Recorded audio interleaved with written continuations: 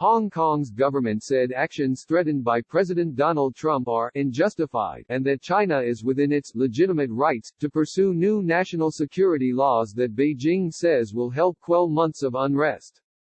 Separately, the People's Daily, mouthpiece of China's Communist Party, wrote that the plans outlined by Trump at the White House on Friday were gross interference in Beijing's affairs and were doomed to fail. And China's ambassador to the U.S. wrote in a Bloomberg opinion editorial that the central government has the ultimate responsibility for upholding national security in Hong Kong, and that the proposed legislation will protect law-abiding citizens. The U.S. moves would include stripping Hong Kong of some of its privileged trade status as a result of Beijing's crackdown on the island, and come as tensions simmer between the world's two biggest economies over the origins of the coronavirus pandemic and how the Trump administration characterizes China's role in its spread. Officials from Hong Kong wrote in a 949-word statement that they're not unduly worried about the sanctions and trade restrictions proposed by Trump. Hong Kong will continue to rely on rule of law, judicial independence, and a free and open trade policy, according to a statement issued Saturday evening local time.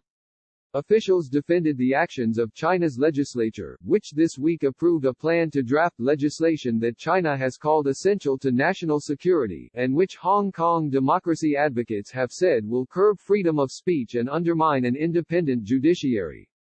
Trump's China announcement leaves room to de-escalate tensions. Those actions, on top of relations fraught by the pandemic, led Secretary of State Michael Pompeo to decertify the former British colony's autonomy under U.S. law. Trump vowed strong and meaningful actions while providing few specifics. The proposed legislation does not give rise to fears of the loss of liberties by its people that will warrant international debate or interference by another country, and such fears are simply fallacious, the Hong Kong government said in its statement.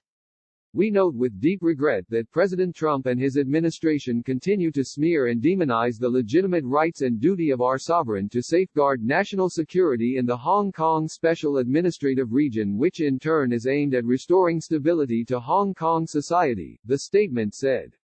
Read more, why China's legislature chose to act on Hong Kong. Hui Tiankai, China's U.S. ambassador, wrote on Saturday that Hong Kong was a romantic fusion of the East and the West. To our regret, such romance is evaporating, the envoy wrote. The violent actions of protesters against police, citizens and property there had crossed a red line for Beijing, he said. Hong Kong is in disarray. China's national security is at risk. That is why the central government has chosen to act.